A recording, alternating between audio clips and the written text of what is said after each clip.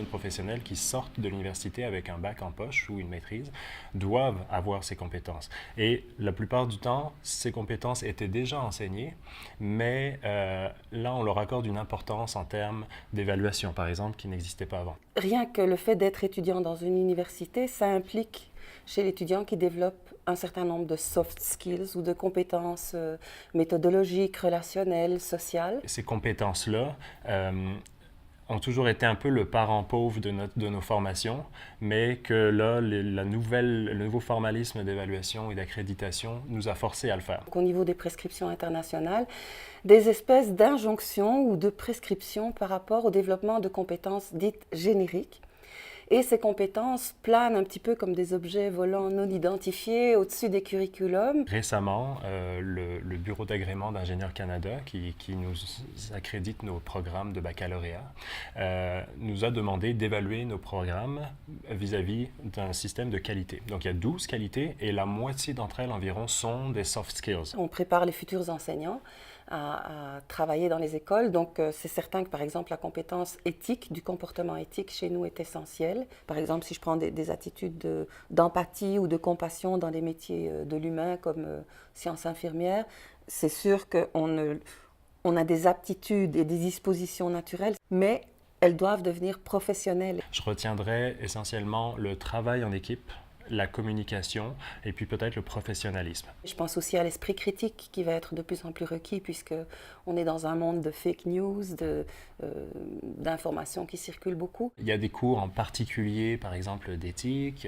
il y a des cours sur l'impact du métier sur l'environnement, par exemple, mais ce sont des matières qui sont beaucoup moins tangibles. Je pense qu'on ne peut pas les enseigner de façon générale ni générique, et que ces compétences-là doivent toujours s'ancrer dans des situations précises et des situations les plus authentiques possibles. Par exemple, on fait une sortie au centre sportif qui nous permet de mettre en situation des étudiants. Donc, je ne dirais pas que c'est une situation de stress, mais on est quand même avec un temps compté, minuté, et donc un petit peu plus sous pression. On fait en sorte de mélanger des équipes qui fonctionnaient déjà bien pour voir comment le leadership se distribue, etc. Dans les savoir-être, il y a toujours une partie affective, une partie cognitive, une partie comportementale. Donc, il faut se créer une espèce de grille pour créer ce dispositif-là qui dit comment est-ce que je fais pour faire les apprentissages au niveau affectif, les apprentissages cognitifs et comportementaux, et ça va requérir des dispositifs différents et complémentaires. Je vous dirais qu'en génie, là, les étudiants n'ont pas choisi le programme de génie pour ça, vraiment pas. Donc, on les sort de leur zone de confort, pas à peu près, puis ils apprécient quand même. Je veux dire, on voit une progression énorme entre avant, après, puis ils sont conscients que finalement, ce sont des outils. Ces savoir-être sont associés à des principes, à des règles qu'il faut aussi connaître et qui peuvent être dites, qui peuvent être transmises, qui peuvent être induites ou comprises à partir d'analyses de cas aussi. Puisqu'on est évalué sur la connaissance de la théorie du travail en équipe ou est-ce qu'on est évalué sur notre fonctionnement en équipe? Donc c'est un petit peu des deux qui va être là-dedans. L'enseignant a une réflexion à faire en se disant d'accord, je sais comment travailler la partie affective, cognitive, mais maintenant quels sont les attendus, quelles sont les manifestations que je souhaite pouvoir repérer chez l'étudiant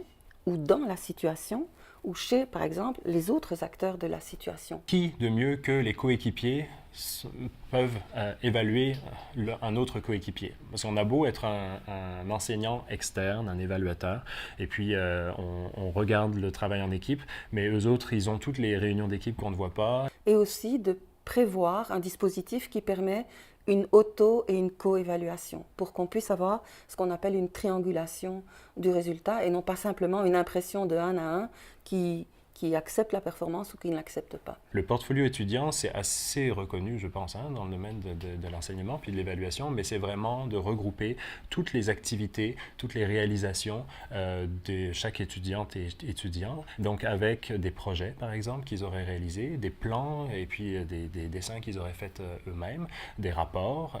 Donc vraiment avoir des preuves tangibles qu'une réalisation est sur différents niveaux et puis qu'ils sont allés jusqu'au bout de ça. Effectivement, on doit encore se baser sur des photos ou des captures d'un instant de performance et non pas sur un développement de compétences plus longitudinale. Une des stratégies, c'est effectivement d'aller impliquer du monde de l'industrie, de la pratique, et puis d'avoir leur feedback là-dessus. Notre responsabilité, c'est pas de faire des personnes qui ont une compétence complètement développée, c'est de faire de faire de nos étudiants des personnes qui sont sensibles aux valeurs, qui sont ancrés dans ces compétences, qu'ils aient les bases cognitives pour savoir de quoi il s'agit et qu'ils aient commencé un début de développement comportemental sous forme de simulation ou de sensibilisation.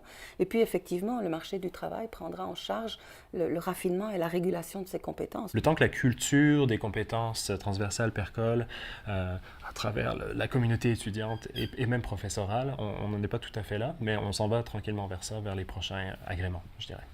Tout ce qui relève des compétences interpersonnelles, sociales, ça va définitivement devenir un atout parce qu'on vit dans un monde de plus en plus complexe et je crois qu'il faut les voir comme un challenge, comme un défi au niveau de la formation.